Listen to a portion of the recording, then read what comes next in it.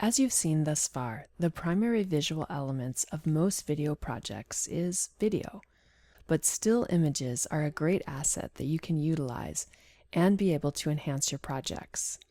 You can use photographs, maps, graphics, screenshots. All of these elements can provide insight into your story and complement the rest of the visual style. I've already introduced you to a quick way that you could add still images, but we can also animate still images. So let's work a little bit more with still images right now. I have a still bin right here. I'll go ahead and click tilde to expand my still images. It is worth mentioning that my still images are a wide variety of sizes. Some of them are quite large, while others are closer to the sequence size of 1080p that I'm going to be using. I'm going to switch to the freeform view. We've looked at this view before.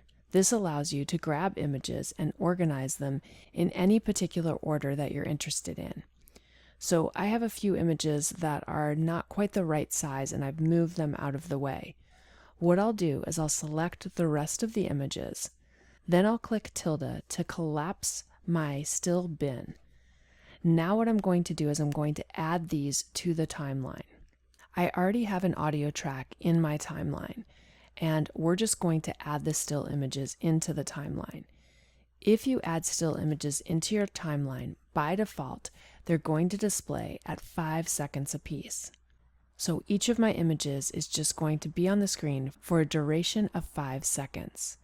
Because not all of my images are the same size as my sequence size, some of them are quite large.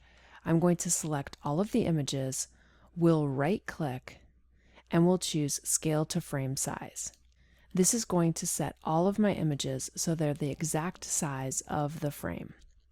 Now that I have this in place, we're going to do some edits on the images. I've showed you before how you can automate to the sequence using markers. There is another way that you can actually sync up images, or video for that matter, to an audio file in your project.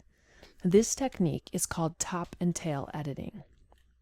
When we use top and tail editing, you're going to use your playback head as a marker, and if you click your Q key, it's going to go ahead and lob off everything from the beginning of the clip. I'll click undo, and I'll put my playback head at this point in time, and instead of clicking Q, I'm going to click W. This is going to lob off everything to the right of the playback head, or everything after the playback head. Once again, we'll click Command or Control Z to undo that. What I'll do now is I'm going to play my audio, and when I want to shorten any of these images, I'm going to hit W, which will essentially trim off the latter part of the clip. Now before I go ahead and do this, I'm going to lock my audio track so that I don't make any changes to the audio. Now that I'm ready to go, I'll click spacebar to play, and once my file is playing, I'm going to use the W key to take off the end of the clips.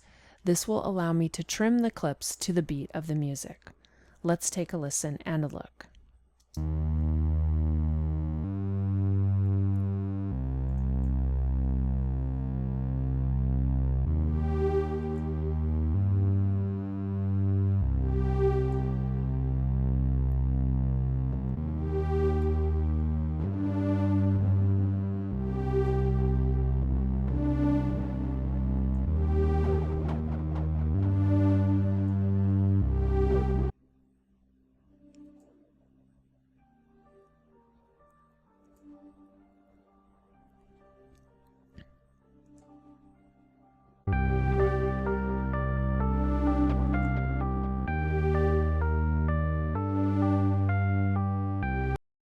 So as you can see, I've shortened the duration of many of the still image clips.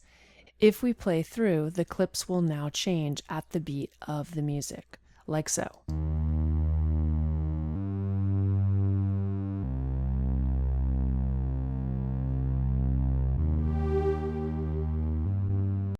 Now, to make this a little bit more interesting, I'm going to also add some movement to my images. We'll start off with this first clip right here. I'll select the first clip, and we're going to want to open up our effect controls. You can access this by going to Window, Effect Controls. The effect controls are going to allow you to add keyframes to the various points throughout your project. So as you can see, here's my first image. It's called Whale Shark 6. And I have motion effects for position, scaling, rotation, anchor point, and anti-flickering. What we're going to do is we're going to click the little animation stopwatch, which is an indication that we want to start the animation. So in this particular instance, I'm going to have my whale shark be a little bit larger. So I'll turn on the keyframes for scaling and position. And when I do this, we get a little diamond that appears within our effect control panel. This is a keyframe.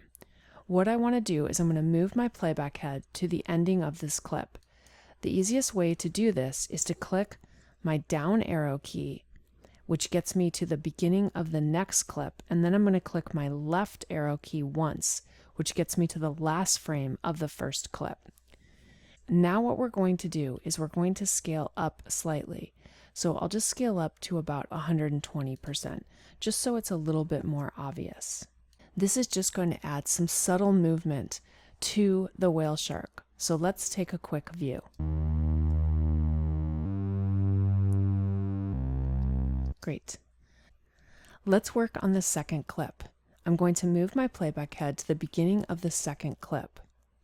We'll turn on the keyframe for scaling, and for this clip, we're going to have the clip start off large and get smaller. So I'm going to set my scaling property to 120%. Then what I'll do is I'll move the playback head to the end of the clip. I'll click the down arrow, and then I'll click the left arrow once, and we're going to go ahead and change the scale amount to 100. This is going to slightly scale the clip down. So the first clip is scaling up, the second clip is scaling down. Let's view our animation so far.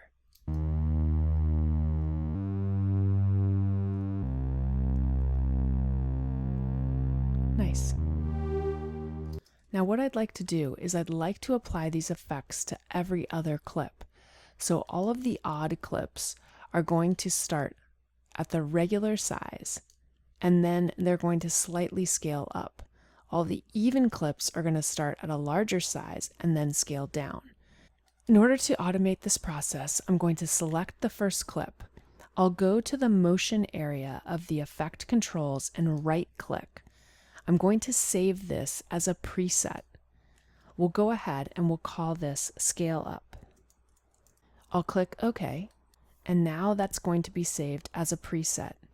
In order to access my effect presets, I need to open my effect pane. I'll go to Window, Effects, and right here is the preset area. I'm going to open this, and as you can see, I have a Scale Up preset. So what I'll do now is I'm going to select all of my odd images. I'll hold down my Shift key and click on every other image. Once we have these selected, I'm going to grab Scale Up and drag it to the images. Now all of the odd images are going to have the Scale Up effect. You may need to view this and, if necessary, tweak the effects. So on this third image right here, I think that I need to move my image up a little bit. I'll select the image, and in Effect Controls, I can control the position of the image by adjusting the height like so. I'm going to come to the ending frame, and then we're just going to slightly bring this up so that the bottom of the clip resides at the bottom of the frame screen. This one is going to scale up but also move up. Let's just check our other clips. This one looks fine, as does this one. I think the rest of these are looking pretty good. Now let's do something similar on the even clips. I'll select my second clip, and remember this has the animation starting large and shrinking down.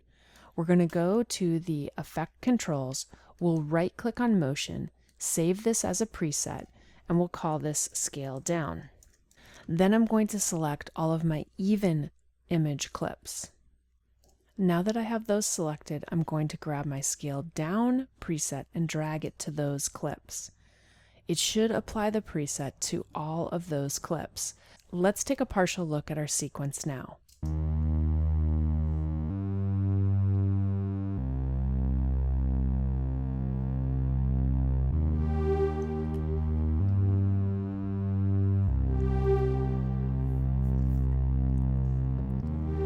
As you can see, since I've created this zooming and panning over the photos, I'm providing additional depth and interest. It almost creates a more three-dimensional, video-esque quality to my sequence. Rather than simply just showing a slideshow of still images, we have some subtle movement, which definitely adds more interest to our sequence. Clearly, you have a lot of options available to you when you're using both video and still images. You can add motion to still images and give them a more video-esque type quality. Using the keyframing technique will allow you to control the type of motion that you want to use on your various pieces.